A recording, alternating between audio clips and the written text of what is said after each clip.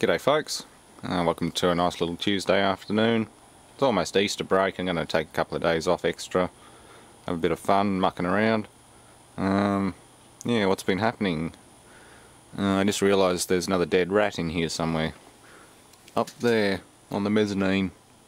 I haven't cleaned that out for ages, so it's probably a good excuse. It doesn't stink anywhere else. I mean, I've sniffed around here and down the back and everywhere else, all under here, and it seems to be fine, but as soon as I stuck my head up there it was bad.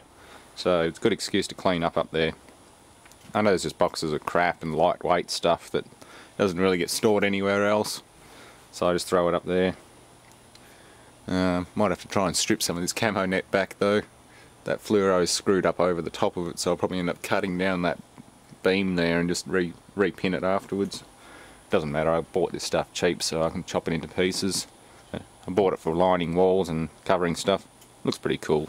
Same with this stuff here. I made my first car's tonneau cover out of that. Actually, I think that's what that's from. That is what I peeled off the old tonneau cover before I threw it in the bin.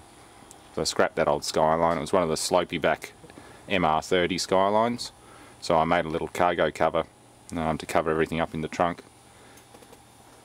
Yeah, anyway. I got my PC working inside. That works quite well. I mean, works really well with the graphics card. The thing's an animal with that GTS 250 in it.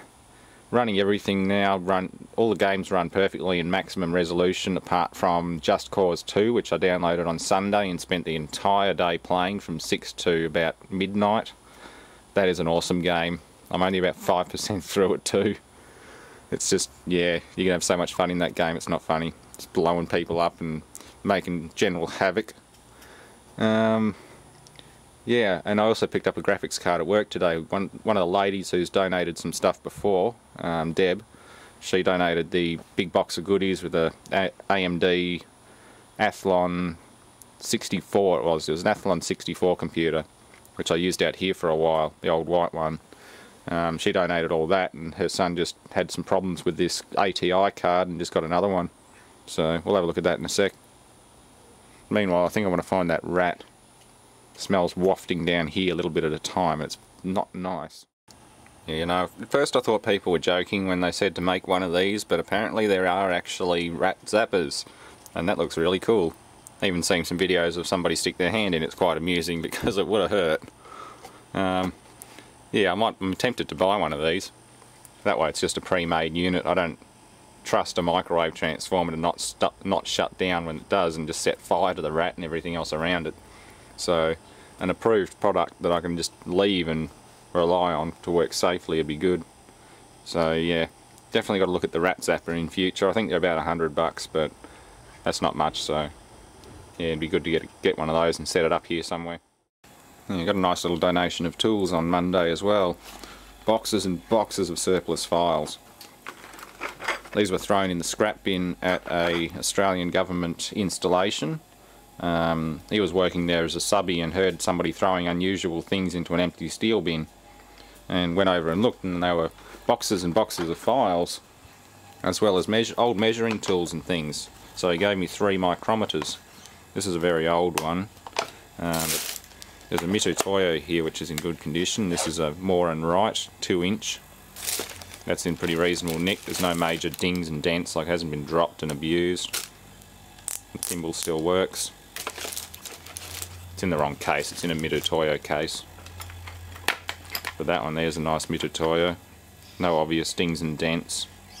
Yeah. Still works. So that was very nice of him to donate these.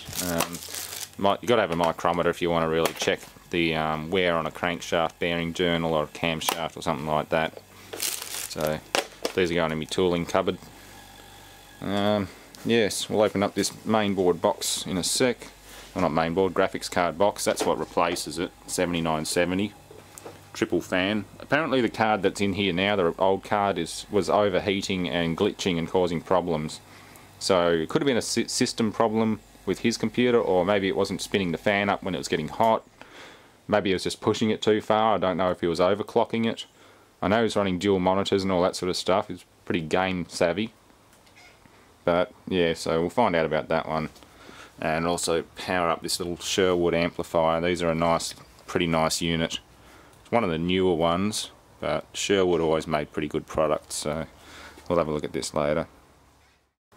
Yeah, this is one monster of a card.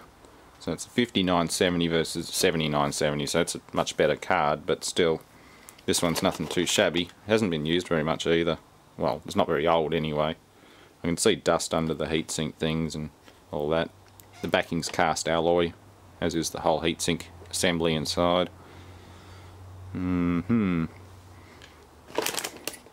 Yeah, so there's lots of conditions that could cause this to glitch other than being a radon card.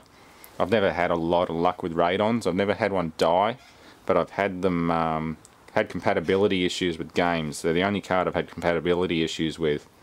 The NVIDIA GeForce cards I've never had a problem with, but I always remember having problems with ATI, especially when Far Cry came out. I was running an ATI card and it took forever for them to update the bloody drivers. Even when I did update the drivers, the Catalyst Center, still couldn't run it properly. The graphics would go all crazy at times. So as soon as I switched to an NVIDIA card, I had no problems at all. But this thing's probably better than my GTS 250, I don't know for sure.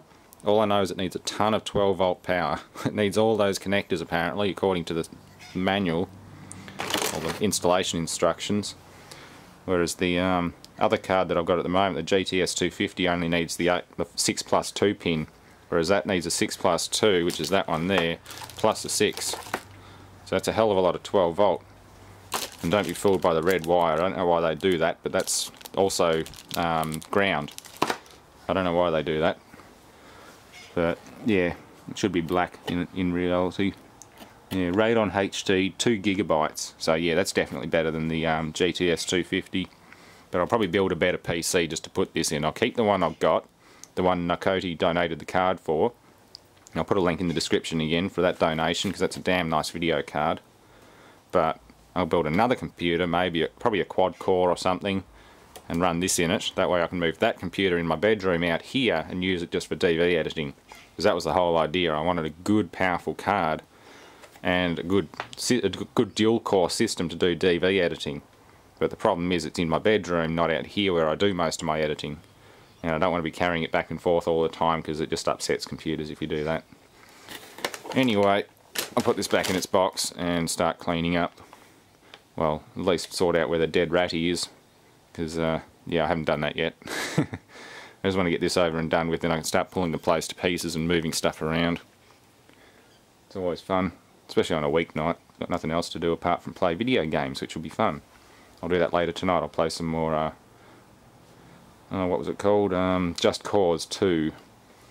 Maybe some Portal 2, because that runs perfectly now. I can crank the guts out of that and it's perfect. I only played part way through it because the computer was chugging like mad on some of the bigger maps. But now that it's running fine, I can finish Portal 2. Deus Ex Human Revolution runs perfectly in max resolution, and it even wants me to enable 3D vision, but I don't have the glasses for it yet. I want to get a set of glasses to go with that. Have projected 3D vision. Yeah, pretty cool looking cards though. We'll see if ATI Radon has improved since I last used it. Mind you, the last time I had an ATI Radon card it was 128 meg, and it was a long time ago. But no, sorry, no, the biggest ATI card I had was 256 after the 128, and that was no better. I still had compatibility issues. So we'll see if they've improved. I'm guessing they've improved because I've heard a lot of people raving about them. Anywho, that's enough for now. Thanks for watching. Somehow I don't think this is going to fit. It's almost as long as the computer case is. Nor do I think the poor old mainboard or anything would take it anyway. Serious bottlenecking issues, as some person put it. I've got an old ATI, or not an ATI, a GeForce 7600 out of my bedroom computer that can go in this one. It's much smaller and uses a lot less power. This poor old little Delta power supply definitely, I don't think it'd even provide enough power to run it on its own, much less run the rest of it. Yeah, it only puts out 180 watts, and I'm betting this thing needs 300 or 400 watts to run it anyway. That kind of power connector on it. But yeah, These cards aren't small. You need a good case for them, especially if you want to run 2 or 3 at the same time. Not to mention have the dollars to pay for them. Not at the price these things go for. I'm not buying more than one. I'll just wait until I end up as surplus like this one. Assuming it's still alright, but there's so many variables to what's going on, so I'm hoping it runs fine in my PC. It was just maybe he was pushing it too hard or had too much heat build up in the case. Even the caps under it look pretty reasonable. Hopefully he hasn't blown capacitors or something silly like that.